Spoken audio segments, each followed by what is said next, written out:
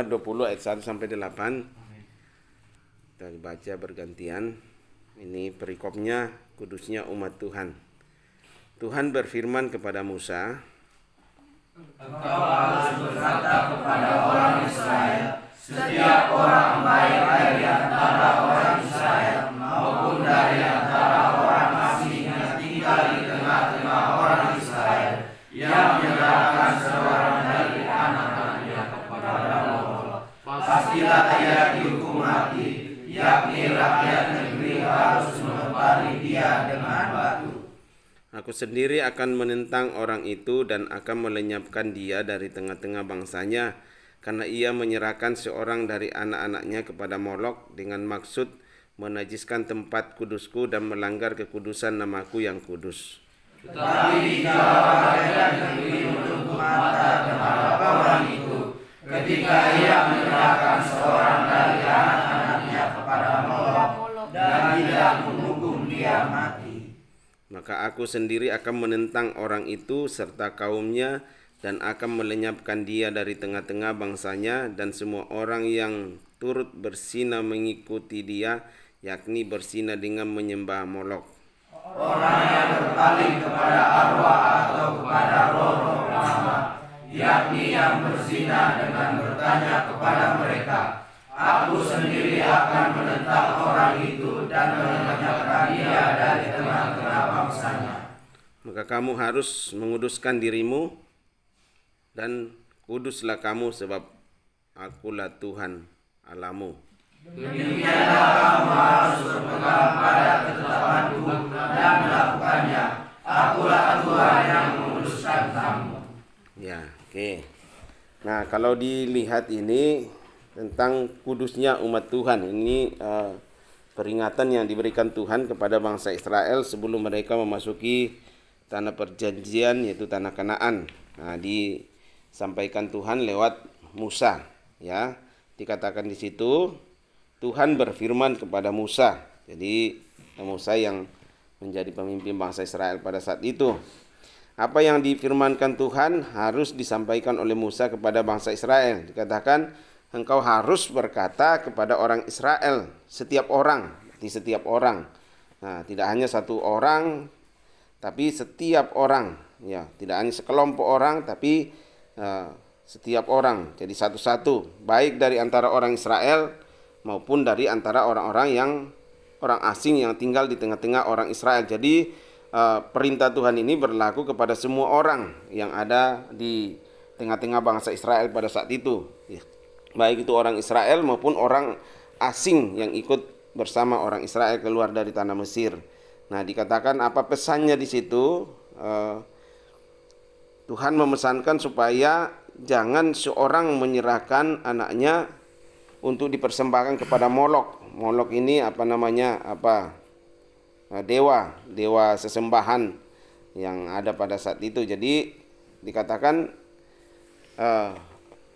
kalau perintah Tuhan ya, 10 perintah itu, akulah Tuhan Allahmu, jangan ada Allah lain padamu. Ya, jadi tidak ada, Tuhan tidak mau diduakan dengan Molok, dengan dewa-dewa yang lain, tidak mau disamakan. Ya, Tuhan tetap nomor satu. Dikatakan apabila ada seorang yang menyerahkan anaknya untuk dipersembahkan kepada dewa Molok, ya, pasti ia akan dihukum mati.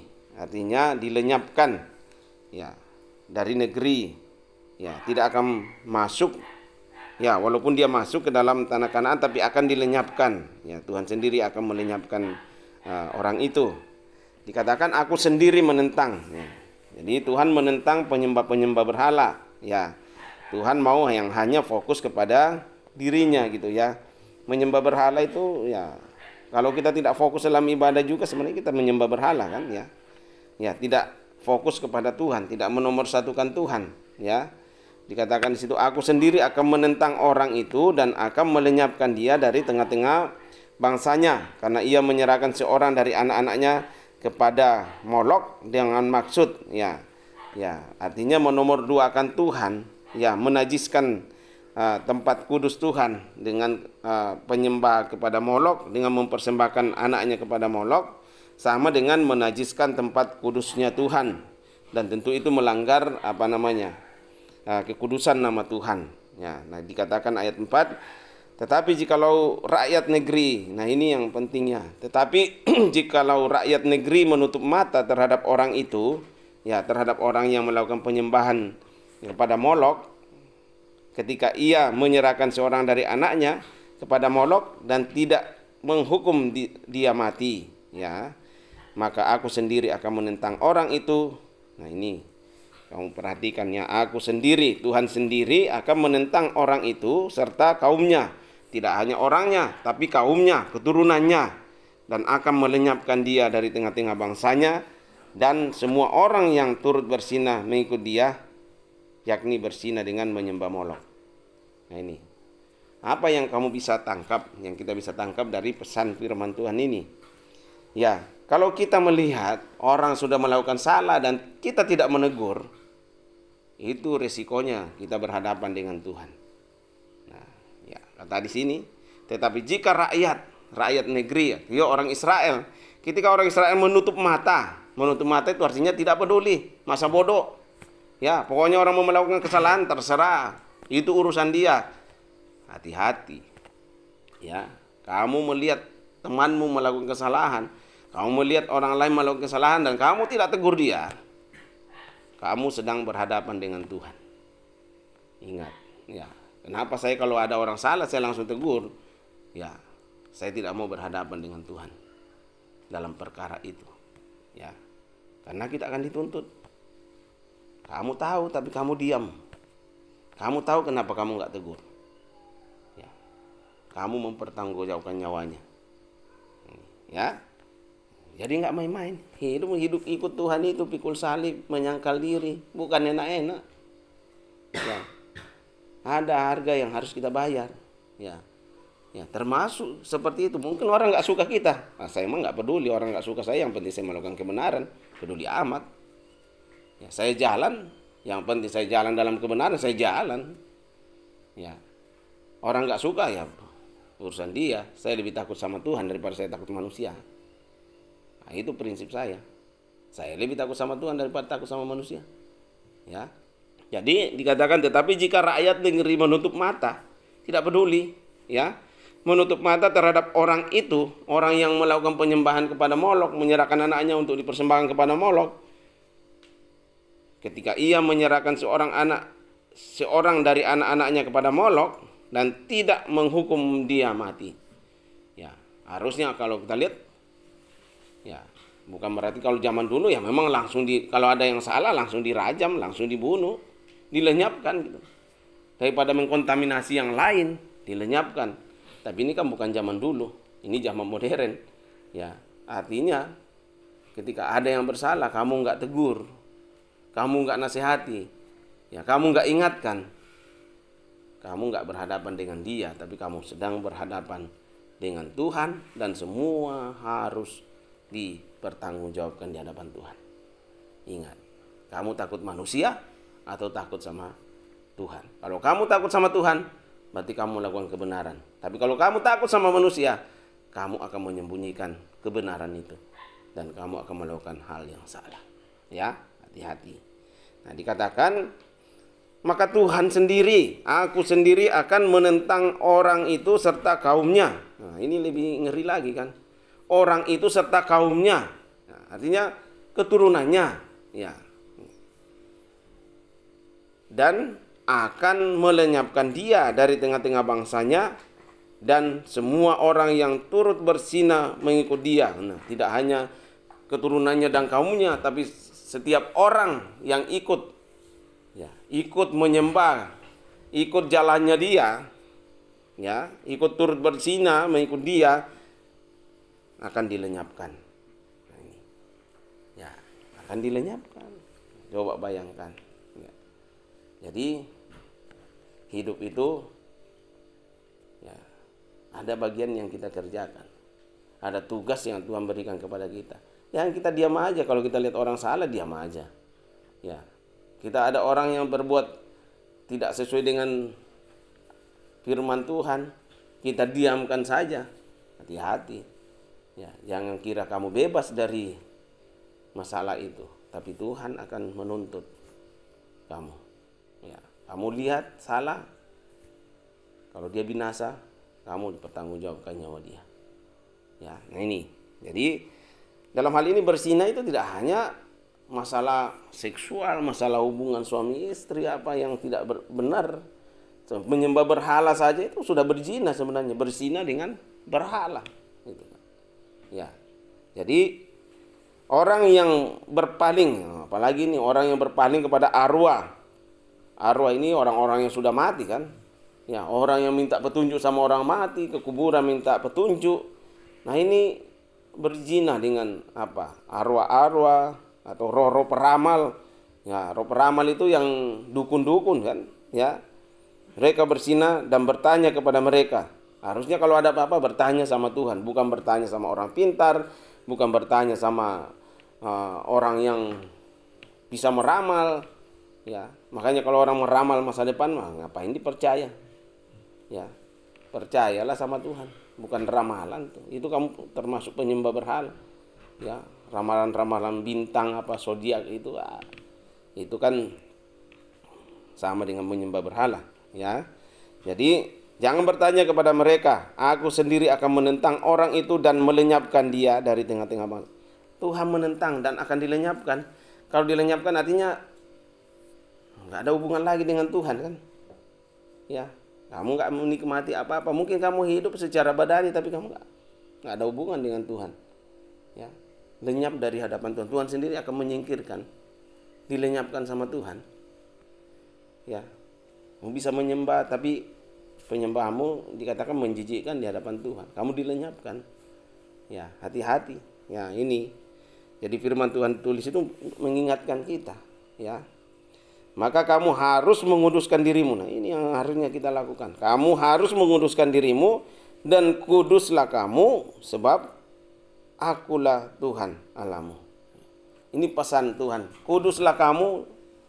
Ya, artinya kudus itu ya jauhkanlah dirimu dari hal-hal yang bisa mencemarkan nama Tuhan. Ya. Dari hal-hal yang bisa mencemarkan nama Tuhan. Kamu adalah terang dunia, kamu adalah garam dunia.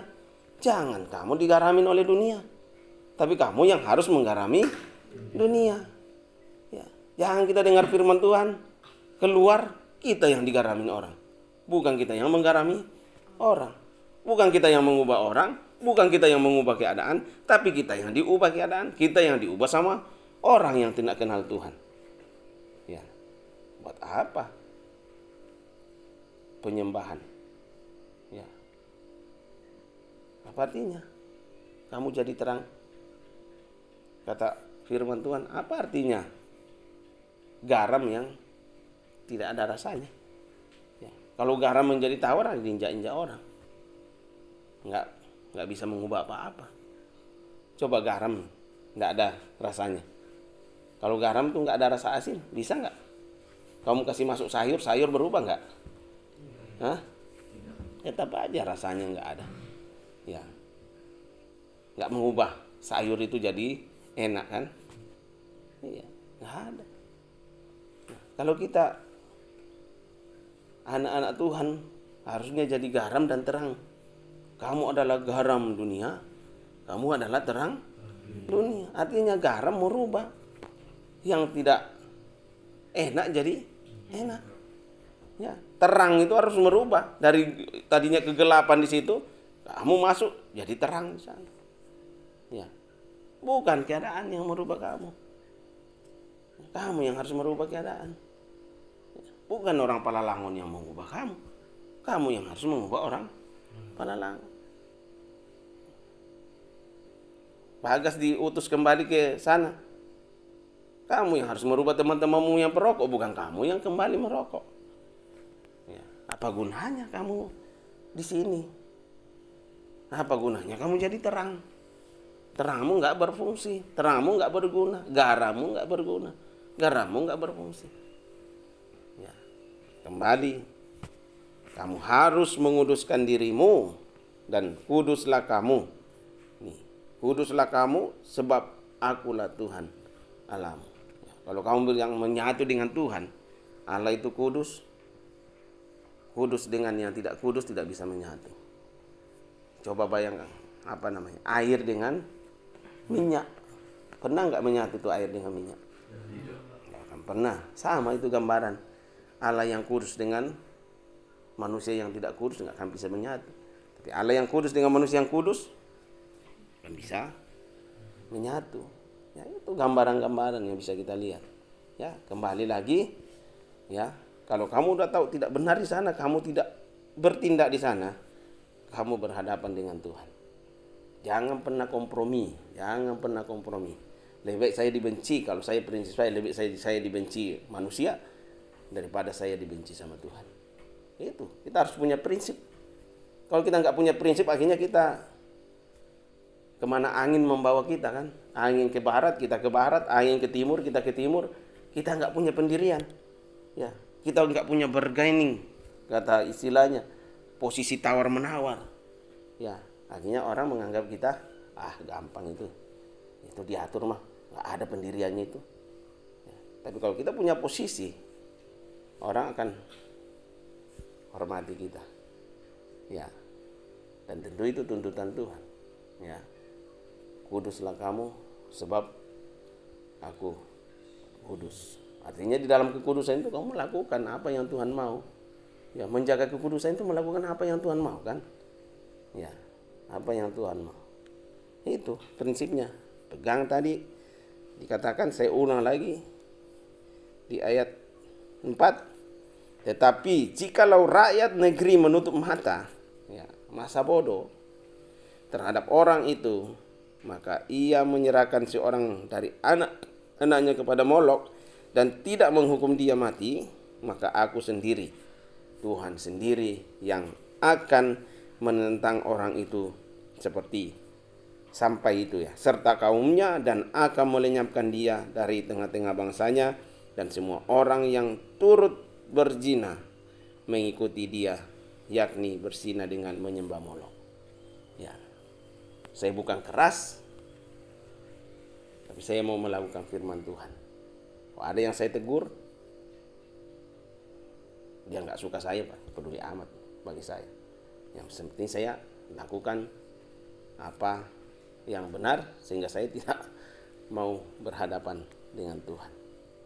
Ya, ada di bagian firman lain sama ini. Kalau kamu lihat orang melakukan kesalahan dan kamu tidak menegur dia, kamu tidak menasihati dia sampai orang itu terhilang, kamu harus berhadapan dengan Tuhan. Ingat, ya. Mungkin kita anggap biasa-biasa, tapi semua akan diperhitungkan ketika kita menghadap Tuhan. Ya, dan pengadilan itu akan ada. Ya, kalau kamu percaya Alkitab sebagai firman Tuhan, semua akan digenapi. Ya, semua akan diadili. Tidak ada yang tidak terlewat, semua akan diadili. Dan kita akan mempertanggungjawabkan semua. Dan pilihan hanya dua kan, surga atau neraka. Itu aja. Oke, saya kira cukup. Semoga kamu paham.